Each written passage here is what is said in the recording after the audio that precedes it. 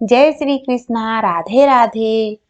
आज मैं बताने जा रही हूँ भगवान श्री कृष्ण मथुरा आने के बाद माता यशोदा जी और गोपियों से एक बार और मिले थे। एक बार सर्वग्रास सूर्यग्रहण लगा, जैसे प्रलय के समय लगता है। उस समय मनुष्यों को ज्योतिषियों के द्वारा उस ग्रहण का पता पहले से ही चल गया था।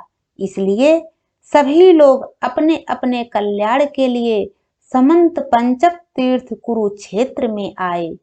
समंत पंचक क्षेत्र वह है जहाँ शस्त्रधारियों में श्रेष्ठ परशुराम जी ने सारी पृथ्वी को क्षत्रियहीन करके राजाओं के खून की धारा से 5 बड़े बड़े कुंड बना दिए थे। जैसे कोई साधारण मनुष्य अपने पाप को हटाने के लिए प्रायश्चित करता है, वैसे ही सर्वशक्तिमान भगवान परशुराम जी ने लोक मर्यादा की रक्षा के लिए वहीं पर यज्ञ किया था। इस महान तीर्थ यात्रा के अवसर पर भारत के सभी राज्यों की जनता कुरुक्षेत्र आई थी। उनमें अक्रूर, वसुदेव, उग्रसेन आदि बड़े बड़े तथा प्रद्युम्न, सांब आदि अन्य यदुवंशी भी अपने अपने पापों का नाश करने के लिए कुरुक्षेत्र में आए थे। भाग्यवान यदुवंशियों ने कुरुक्षेत्र में पहुंचकर एकाग्रचित से नियम पूर्वक स्नान किया और ग्रहण के उपलक्ष्य में निश्चित समय तक उपवास किया। उन्होंने आभूषणों से सजी हुई गायों का दान किया। इसके बाद ग्रहण का मोक्ष हो जाने पर परशुराम जी के बनाए हुए कुंडों में यदुवंशियों ने विधि पूर्वक स्नान किया और ब्राह्मणों को सुंदर सुंदर पकवानों का भोजन कराया। भगवान श्री कृष्ण को ही अपना आदर्श और इष्ट देव मानने वाले यदुवंशियों ने ब्राह्मणों से आज्ञा लेकर स्वयं भी भोजन किया। उसके बाद ठंडी छाया वाले वृक्षों के नीचे अपनी अपनी इच्छा अनुसार डेरा डालकर ठहर गए। विश्राम कर लेने के बाद यदुवंशियों ने अपने परम संबंधी राजाओं से मिलना भेंटना शुरू किया। पुरुषों की तरह स्त्रियां भी एक दूसरे को देखकर प्रेम और आनंद से भर गईं। कुंती, वसुदेव आदि अपने भाइयों, बहनों, उनके पुत्रों, माता पिता, भाभियों और भगवान श्री कृष्ण को देखकर तथा उनसे बातचीत करके अपना सारा दुख भूल गईं। वहां भीष्म पितामह, द्रोणाचार्य भी आए हुए थे। धृतराष्ट्र, दुर्योधन आदि पुत्रों के साथ तथा अपनी पत्नी गांधारी को लेकर आए थे।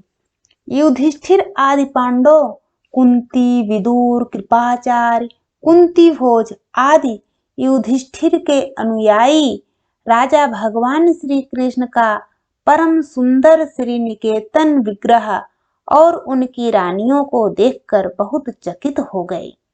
जब नंद बाबा को यह बात मालूम हुई कि श्री कृष्ण आदि यदुवंशी कुरुक्षेत्र में आए हुए हैं, तब वो गोपों के साथ अपना सामान गाड़ियों पर रखकर अपने प्रिय पुत्र श्री कृष्ण और बलराम आदि को मिलने के लिए वहां पहुंच गए। नंद आदि गोपों को देखकर सभी यदुवंशी आनंद से भर गए। वो इस प्रकार उठ खड़े हुए जैसे मृत शरीर में प्राण आ जाए। वो लोग एक दूसरे से मिलने के लिए बहुत दिनों से व्याकुल थे, इसलिए एक दूसरे से अत्यंत प्रेम से बहुत देर तक गले से लगाए रहे।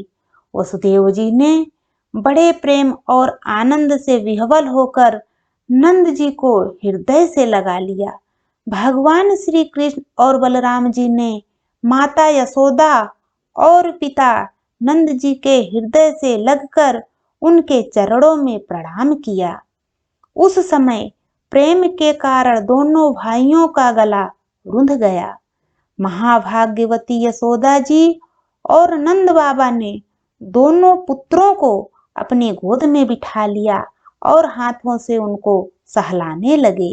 उनके हृदय में बहुत वर्षों तक न मिलने का जो दुख था वह सब मिट गया। रोहिणी और देवकी जी ने यशोदा को अपनी अकवार मतलब बाहों में भर लिया। यशोदा जी ने उन दोनों के साथ मित्रता का जो व्यवहार किया था उसको याद करके दोनों का गला भर गया। वहां गोपियां भी गई हुई थी। गोपियों के परम प्रियतम जीवन सर्वस्व श्री कृष्ण ही थे।